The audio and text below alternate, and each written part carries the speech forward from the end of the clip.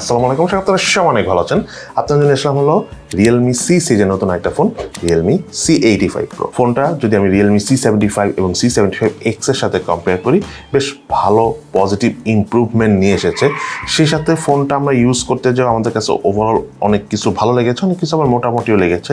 তো সব কিছু নিয়ে আজকের ভিডিওতে আপনাদের সাথে ইন ডিটেলস আলোচনা করবো। সো চলুন তাহলে দেরি না করে শুরু করা যাক। এই মোবাইলটার বক্স কন্টেন্টের কথা বলতে গেলে ফোনটা আমরা অ্যাকচুয়ালি ফুল বক্স আকারে পাইনি, তবে বক্সের ভিতরে 45 ওয়াটের চার্জার আপনারা পাবেন। তার পাশাপাশি ইউজার ম্যানুয়াল, সিম ট্রেস একটু রেগুলার তো থাকবেই। বাট ফোনটার ডিজাইন এবং আউটলুকের কথা যদি বলতে চাই, ফোনটা বক্সি শেপ ডিজাইনে এসেছে। ভিডিও শুরুতে আমরা বলেছিলাম যে ফোনটার ডিসপ্লেটা বেশ বড় সড়ো।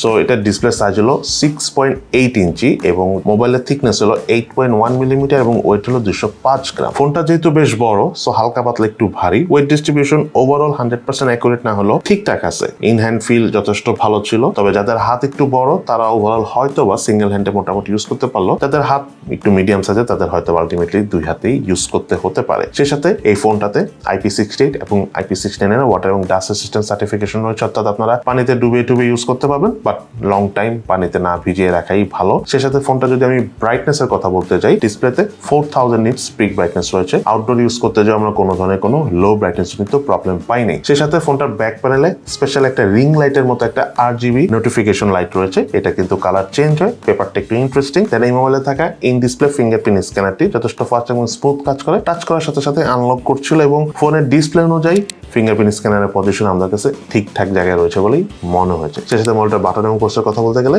রাইট সাইডে রয়েছিল ভলিউম রকার এবং পাওয়ার বাটন, লেফট সাইডে কিছু নেই। মোবাইলটার উপর অংশ কিছু নেই। মোবাইলটার নিচের অংশ রয়েছিল main speaker, primary mic, USB Type-C charging port এবং সিম কার্ড, যাতে দুটো সিম কার্ড ইউজ করার পাশাপাশি রয়েছে এক্সটার্নাল মেমোরি কার্ড ইউজ করার সুবিধা। এই মোবাইলটাতে অপারেটিং সিস্টেম রয়েছিল Android 15, 8GB র্যামের পাশাপাশি ফোনটাতে 16GB ভার্চুয়াল র্যাম রয়েছে। শুনতে ইন্টারেস্টিং লাগলো, এটা সত্য যে আসলে এটাতে 16GB ভার্চুয়াল র্যাম রয়েছে। বাট মেইন যে বিষয়টা হলো এই ফোনের UI এক্সপিরিয়েন্সের কথা যদি বলতে চাই, ফোনটাতে প্রচুর আননেসেসারি অ্যাপস রয়েছে। রিয়েলমি প্রায় সব ফোনে আমরা এখন অনেক অ্যাপস দেখে থাকি, সো এই ফোনটা তার ব্যতিক্রম নয় এবং এই অ্যাপস থেকে অ্যাডভার্টাইজমেন্টও আসে। আমরা বারবার বলতেছি যে এই জিনিসটা আসলে স্টপ করা উচিত, বাট সামহাউ রিয়েলমি এটা কন্টিনিউ করে যাচ্ছে। বাট অ্যাপসের বিষয়গুলো যদি আমরা বাদ দেই, ফোনটা নর্মালি ইউজ করতে যে আমাদের কাছে বেশ স্মুথ লেগেছে। মাল্টিটাস্কিং পারফরমেন্সও ভালো ছিল। অ্যাপ ওপেনিং, অ্যাপ ক্লোজিং আমরা খুব একটা ডিলের দেখা পাইনি। ওভারঅল ঠিকঠাক লেগেছে। তবে এইটা সত্য, UI যাই হোক না কেন, যদি আননেসেসারি অ্যাপস গুলো না থাকতো তাহলে আমি এটা one of the best UI বলতাম। বাট স্মুথনেসের দিক থেকে স্টিল এটা ঠিক আছে, বিকজ র্যাম ম্যানেজমেন্ট রিলেটেড কোনো প্রবলেম আমরা এই ফোনে পাই নাই।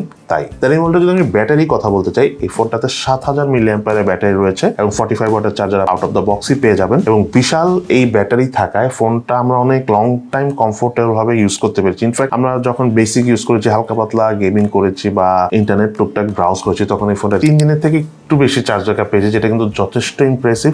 তার পাশাপাশি ফোনটা যখন আমরা একদম টানা ইউজ করেছি, টানা মুভি দেখেছি, টানা গেমিং করেছি, তখন এই ফোনটার স্ক্রিন অন টাইম অর্থাৎ চার্জ ব্যাকআপ পেয়েছি অ্যারাউন্ড 11 ঘন্টার কাছাকাছি। AMOLED ডিসপ্লেটা হলো 6.8 ইঞ্চি সাইজের AMOLED প্যানেলের ডিসপ্লে। ডিসপ্লে রেজলিউশন হলো 2344/1080 পিক্সেল এবং পিক্সেল ডেন্সিটি 380 ppi। ফোনটার ডিসপ্লে যেহেতু চওড়ায় বেশ বড় সড়ো, সো মিডিয়া কনজিউম করতে আমাদের কাছে অনেক ভালো লেগেছে এবং ভিডিও দেখার সময় কালার অ্যাকুরেসি ওভারঅল এই বাজেটের ফোন হিসেবে যথেষ্ট ভালো ছিল। ডিটেলস বলবো যে আমরা অ্যাকুরেট লেভেলেই পেয়েছি যদি বাজেট হিসেবে চিন্তা করি। ব্রাইটার ডিসপ্লে, সো মোটামুটি আমরা সব ধরনের মুভি বা ভিডিও দেখে আমাদের কাছে ওভারঅল বেশ ভালো লেগেছে। তার পাশাপাশি ডিসপ্লে চিন এবং ভেজেল এরিয়ার কথা বলতে গেলে, ভেজেলগুলো ঠিকঠাক আছে। চিনটা স্লাইটলি একটু মোটা, বাট আমি ওভারঅল এই ফোনটা চিন এবং ভেজেল সিমেট্রিক্যাল টাইপই বলবো। সেই সাথে ফোনটার ডিসপ্লে ঠিক উপরে সেন্টারেই রয়েছিল পাঞ্চল সেলফি ক্যামেরা এবং মোবাইলটাতে রয়েছিল ওয়াইড ওয়াইন L1 এর সাপোর্ট। এই মোবাইলটার রিয়ার প্যানেলে বিশাল 3টা ক্যামেরা হাউস থাকলেও ফোনটার ক্যামেরা কিন্তু একটাই, সেটা হলো 50 মেগাপিক্সেলের মেইন ক্যামেরা। এবং ক্যামেরা দিয়ে তোলা ছবির পারফরমেন্সের কথা বলতে গেলে, আউটডোরে যখন ছবি তুলেছি তখন ছবির ডিটেলস যথেষ্ট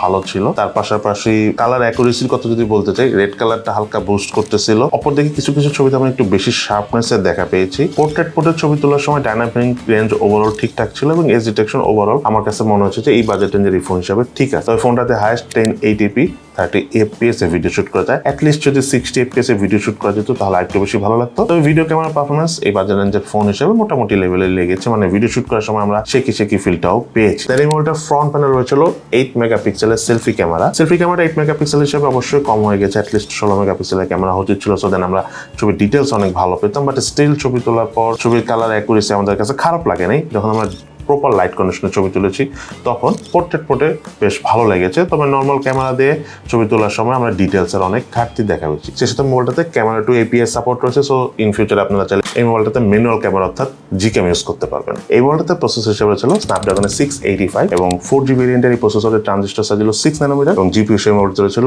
Adreno 610। মোবাইলটার আন্তর্জাতিক স্কোর পেয়েছি আমরা 4,49,397 এবং বেঞ্চমার্ক স্কোর টেস্ট রেজাল্ট স্ক্রিনে শেয়ার করে দিয়েছি। ফোনটার গেমিং এক্সপিরিয়েন্সের কথা বলতে গেলে পাবজি গেমসটা আমরা গেম প্লে করতে পেরেছি, খুব একটা ভালো গ্রাফিক্স সেটিং এ খেলতে পারিনি। আর আপনারা সবাই জানেন যে স্ন্যাপড্রাগন 685 এর যে জিপিইউটা রয়েছে Adreno 610 সেটা অ্যাকচুয়ালি অনেক ম্যাসিভ গ্রাফিক্স সাপোর্ট করে না। তবে gaming experience not bad, phone খুব একটা হিট হয় না। আর এই প্রসেসরের মেইনলি যে সুবিধাটা সেটা হলো চার্জ ব্যাকআপটা অনেক ভালো পাওয়া যায়। তার পাশাপাশি ফোনটাতে আমরা অ্যাশফার গেমসটা খেলেছি, কালার ডিটেলস এর আমরা অনেক ঘাটতি দেখা পেয়েছি, তো এটা মেইনলি এই জিপিইউর জন্য হচ্ছে। বাট যদি আমি ঘাটতির এই প্রসঙ্গটা বাদ দেই, ওভারঅল গেমিং এক্সপিরিয়েন্স কিন্তু যথেষ্ট ভালো পেয়েছি অ্যাশফার গেমসটা খেলে এই ফোনে। এই মুহূর্তে বাংলাদেশ মার্কেটে 3টা ভেরিয়েন্ট এসেছে। একটা হলো 6GB RAM 128GB storage variant যেটার প্রাইস হলো 20,999 টাকা। দেন আরেকটা হলো 8GB RAM 128GB storage variant যেটার প্রাইস হলো 22,999 টাকা এবং 8GB RAM 256GB storage variant যেটার প্রাইস হলো 24,999 টাকা। তো এবার চলো আমরা জেনে নিই ফোনটা ইউজ করতে যে কোন জিনিসগুলো আমাদের কাছে ভালো লেগেছে এবং কোন জিনিসগুলো আমাদের কাছে ভালো লাগেনি। এই ফোনটা ল্যাকিংস এর কথা বলতে গেলে নাম্বার 1, এই ফোনটাতে কোনো নয়েজ ক্যান্সেলেশন মাইক নেই, এটা থাকলে ভালো হতো। তার পাশাপাশি ভিডিওর মধ্যে আমরা বলেছি যে ফোনের ইউআইতে প্রচুর আননেসেসারি অ্যাপস রয়েছে। এত আননেসেসারি অ্যাপসের জায়গায় যদি আরো একটু কম হতো বা অ্যাপস থেকে অ্যাডভার্টাইজমেন্ট যদি আরো না আসতো তাহলে আরো বেশি ভালো হতো। সেই সাথে এই ফোনটা যে প্রসেসরটা রয়েছে প্রসেসরটা খুব ভালো ফর চার্জ ব্যাকআপ এবং আদার্স ইউজের জন্য অনেক ভালো, স্মুথও ফিল দেয়। বাট সত্যি কথা বলতে গেমিং করার সময় আমরা একটু কালার ডিটেলস এর ঘাটতি দেখা পেয়েছি, বিকজ এই ফোনটাতে যে জিপিইউটা ইউজ করা হয়েছে প্রসেসরের মধ্যে সেই জিপিইউটাতেই এই প্রবলেমটা রয়েছে। বাট এটা বাদ দিলে ওভারঅল প্রসেসরের পারফরমেন্স অনেক ভালো। আর এই ফোনটার প্রাইসের কথা যদি বলতে চাই, স্লাইটলি যদি একটু কম হতো আরো বেশি ভালো হতো। বাট Realme C75X এর থেকে এই ফোনটা অবশ্যই অনেকটা এগিয়ে থাকবে। সেই সাথে যদি আমি ফোনটার ভালো দিকের কথা বলতে চাই, নাম্বার 1, এই ফোনটার ডিসপ্লে আমাদের কাছে খুবই ভালো লেগেছে। AMOLED ডিসপ্লে এবং ডিসপ্লের কালার ডিটেলস, কালার কোয়ালিটি অনেক ভালো ছিল, মিডিয়া কনজিউম করতে আমাদের ভালো লেগেছে। চার্জ ব্যাকআপও আমরা বেশ লং টাইম পেয়েছি, 7000 mAh ব্যাটারি হওয়ার কারণে আর সাথে 45 ওয়াটের চার্জার থাকাও কিন্তু আমরা খুব দ্রুত চার্জও দিতে পেরেছি। তার পাশাপাশি ক্যামেরার এক্সপিরিয়েন্সের কথা বলতে গেলে আরো কয়েকটা ক্যামেরা থাকা উচিত ছিল, অ্যাটলিস্ট আরো কয়েকটা না হলো একটা আলট্রা ওয়াইড ক্যামেরা বা একটা প্রপার ডেপথ সেন্সর ক্যামেরা থাকা উচিত ছিল। সেলফি ক্যামেরাটাও যদি 16 মেগাপিক্সেল হতো আরেকটু ভালো হতো। বাট ওভারঅল ক্যামেরার দিয়ে তোলা ছবির পারফরমেন্স আমাদের কাছে নট ব্যাড, মানে প্রাইস বিবেচনায় ঠিকঠাক লেগেছে। সো এই হলো Realme C85 Pro অর্থাৎ আমাদের হাতে থাকা এই মোবাইলটার ওভারঅল একটা রিভিউ ভিডিও। আপনাদের কাছে এই মোবাইলটি কেমন লেগেছে সেটা কিন্তু অবশ্যই ভিডিওর নিচে কমেন্টস করে জানাবেন। সবাই ভালো থাকেন, সুস্থ থাকেন, ইনশাআল্লাহ দেখা হবে ফিউচার।